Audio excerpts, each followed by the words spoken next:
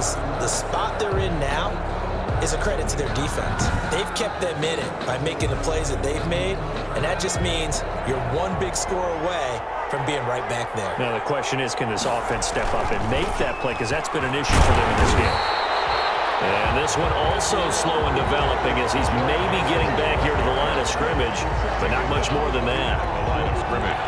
Third down now. Those last two plays indicative of how things have gone for them. Just nowhere to go on the ground and struggling to put up points. And the throw there going to be incomplete.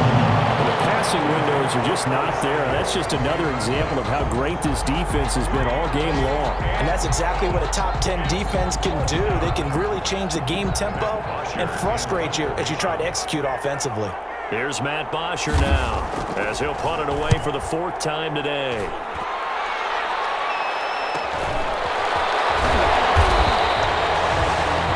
It's a 40-yard punt, 6 yards on the return, and the Lions will take over. Detroit's offense ready to take over. And for them, a touchdown their last go-around. Obviously, they'll be hoping to do that again. And when you start plotting for this drive, when you start thinking to yourself, okay, what are we going to do? You don't go away from what you did before because that worked, but you have to be prepared for wrinkles and counters because you know they'll make some adjustments. He's going to loft it deep right sideline. That's caught inside the 20. And finally, he is out of bounds, but not before taking it down near the 15. That's a well-thrown ball right there. This is where arm strength pays off because he's got to be able to get the ball both downfield and to the sideline. And that's one of the more difficult throws for a quarterback, and he put it right where it needed to be.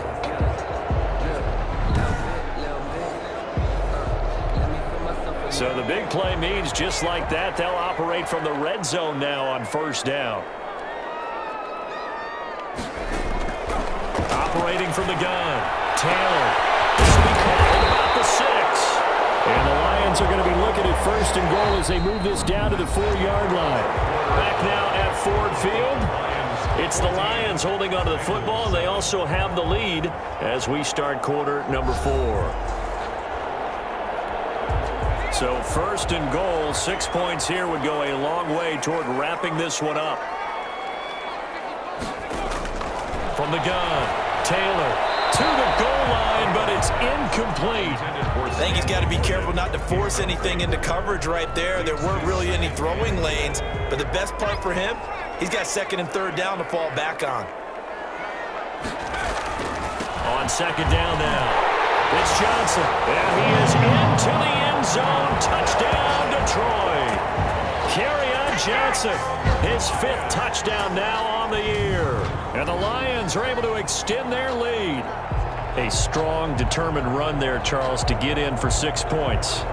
This is why it's such a team game, isn't it? And I know it sounds really generic and it sounds almost trite, but the blocks were made up front, offensive line, collective victory at the line of scrimmage and downfield. And how about the finish to the run? Oh, they flip it to the kicker. He looks like he's going to throw it.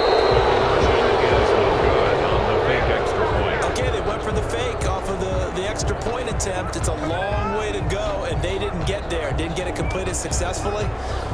Did someone dare them to do that? Did someone double dog dare them to do that? What was that? Maybe they saw something on film, but do you see something on film with those to try something from the 15 on a PAT? I don't know. The only thing they needed to see on film there was a snap, a hold, and someone kicking the ball through the post.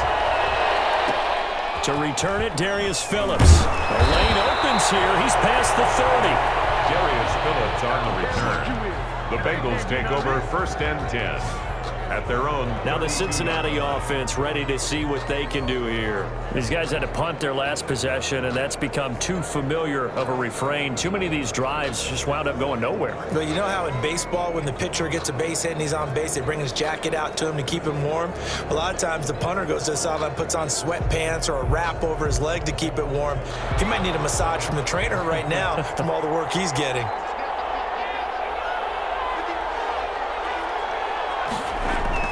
Throwing now, Burrow on first down. And that's going to be incomplete. Too tough to hold on to that one. It's second down. Intended for Auden Tate. It's now second and 10.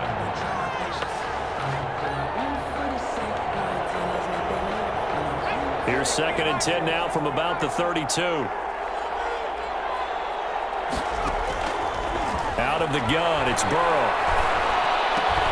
Looking left side, and he's got a man. That's Boyd. And he'll get it out near the 40 to the 39. They get 7 out of that, so they're left with a 3rd and 3. One thing I think that's safe to say defensively, the tackling's been really good. And because of that, it's been very, very hard for them to move the ball because you're not getting the benefits of run after catch. You're tackling him almost on the spot, and he's have to run extra plays, harder to move him. And he is going to have a Bengals first down as they're able to get the 3rd down conversion. That one good for 15, and the Bengals get a first down. You cannot write these guys off just yet, not with a quarterback like that under center. You mean it actually crossed your mind with him running the team that you could actually maybe write this game off? Not yet. Not a chance. Not with him. We've seen it too many times.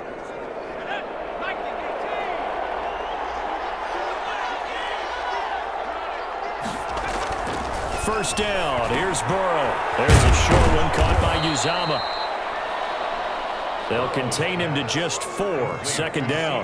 Well, the strategy was evident there. Get it to your tight end and make it a one-on-one play with a cornerback. Who's usually going to win that one? The tight end, but not there. Not in this situation. How about the corner defeating that logic and making a really nice tackle? The ball popped in the air and intercepted. Picked off by Justin Coleman. The 20, 10, and he will bring it back. An interception return for a Lions touchdown. That's the story of the game. They've been suffocating all game long on defense. They were suffocating there again in a big way. And they've done it not just by out-athleting them, which is often the case, but by being able to adjust to anything they tried to throw at them and beating them to the punch each and every time. This was a defense that was well prepared. The defense more than did its job. Now the offense is summoned onto the field as they'll go for 2. After the interception, here's Taylor. And this is going to be caught. So add 2 more to the lead as they continue to pour it on here in the 4th. Lions 28. Bengals. And there's a quick momentum swing. INT return for a pick 6, and then the 2-point conversion good. And even if you're keeping your wits about you, you're thinking to yourself, okay, extra point block team going into the game now. All of a sudden you're hearing defense, everyone's scrambling for their helmets and throwing down their cups of water. That's a great position for them to be in, trying to score against that team. A little bit disjointed.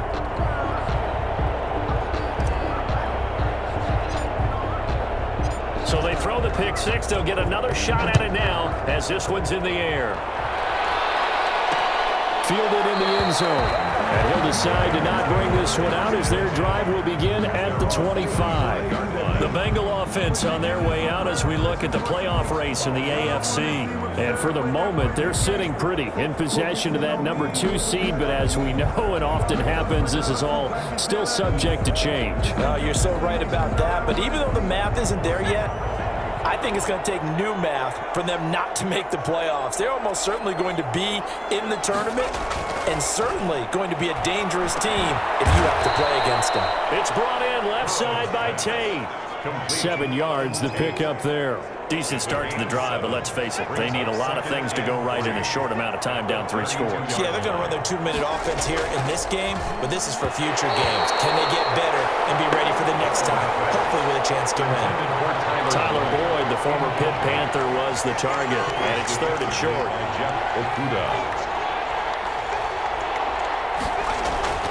Burrow will throw. There's a short one caught by Uzomah. And he gets this up across the 35 before he's out of bounds. 50 catches for him now on the year, and he's got a first down. First down, Bengals. To the air again, Burrow.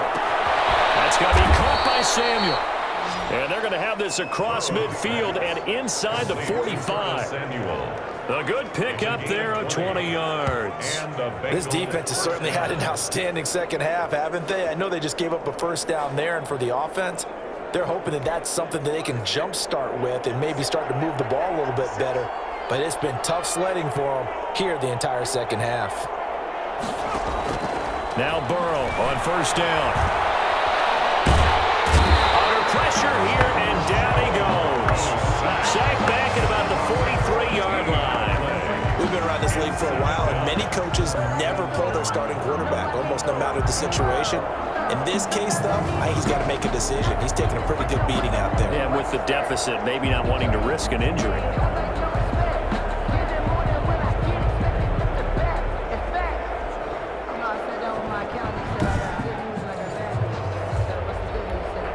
So after the sack, a scenario you certainly don't work on too often. 2nd and 24.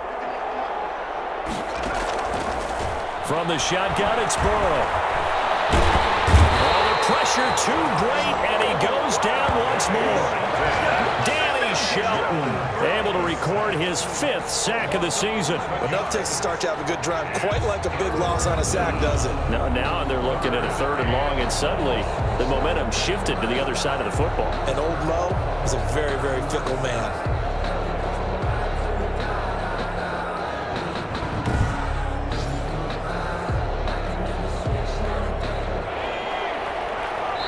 Just 2 minutes remaining here in the 4th quarter of what has been a one-sided affair.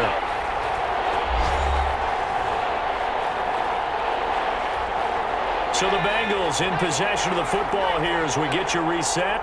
And let's see what they've come up with offensively after having time to talk it over. And that is incomplete. That incompletion is not a surprise with the way that this one has gone, and the frustration of body language is evident everywhere. This team, they've really been put through the ringer in this one. They'll try and throw forward with Burrow. And they will not be able to hook up there. It's incomplete. They had to go for it with such little time remaining, and the Lions will get the football back in terrific field position.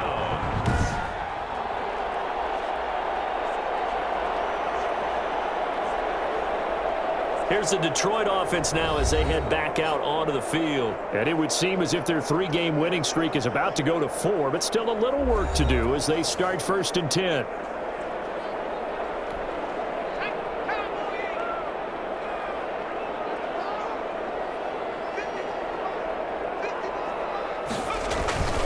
They'll try and run some clock here as they keep it on the ground.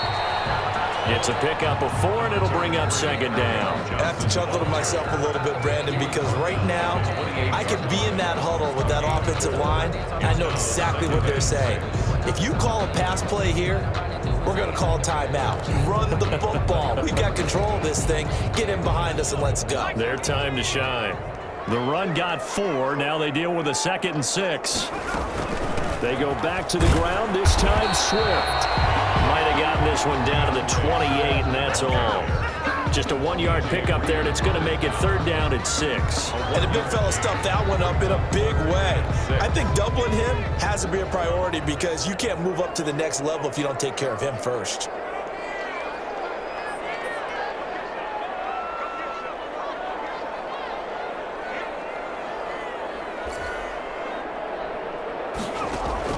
On 3rd down, Taylor going for it all.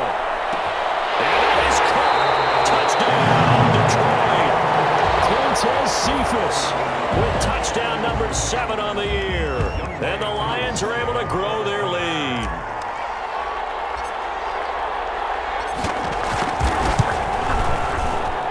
It's up and good, and they're in control now. 35-7. Scoring summary. 3-play drive. And the end result, a Detroit touchdown.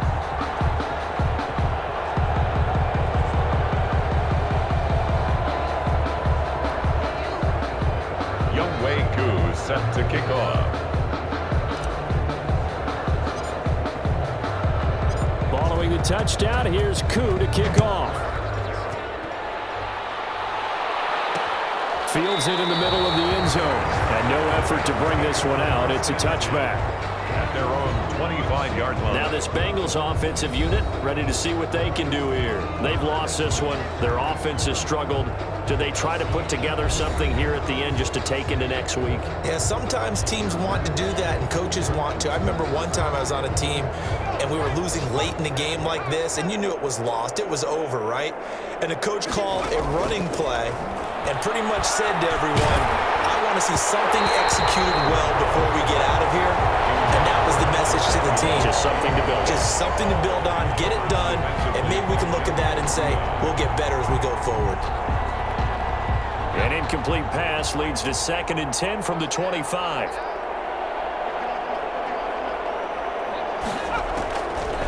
Now it's Burrow. There's a short one caught by Uzama.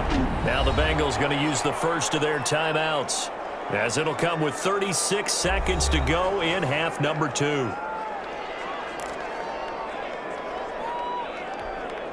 Now they'll try to convert on 3rd and 6 after the 4-yard completion.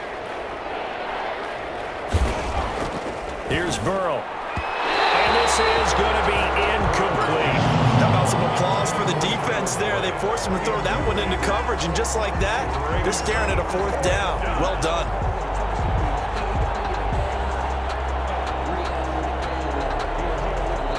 Fourth and goal, and down by a touchdown. The offense stays on the field. 4th down. Here's Joe Burrow. And this is going to be incomplete.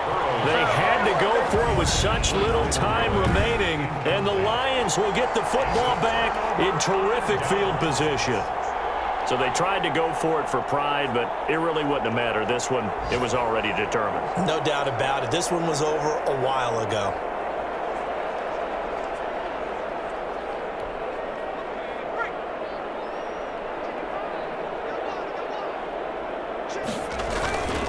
Now a 10th carry for Johnson. And inside the 20 before he's brought down. He'll get a dozen there, and the Lions have a 1st down. We use the word relentless a lot with guys who are aggressive on the field. In this case, it really fits, doesn't it? How about his ability to break tackles and his feet never stop moving?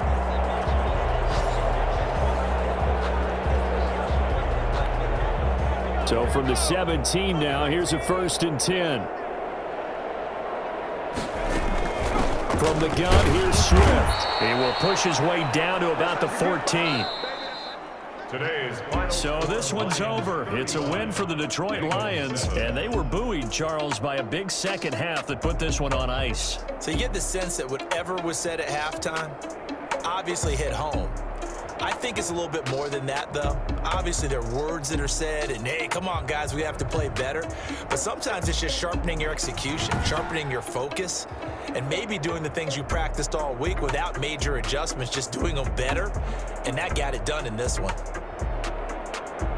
So for the Lions, it's a very important win as they move to 9-4 now on the year. And they'll hit the road next week to take on the Chicago Bears. Meanwhile, for Cincinnati, you wonder what this will do to their playoff prospects as they fall to 8-5. And they'll be on the road next week as they get a date with the Jaguars in Jacksonville.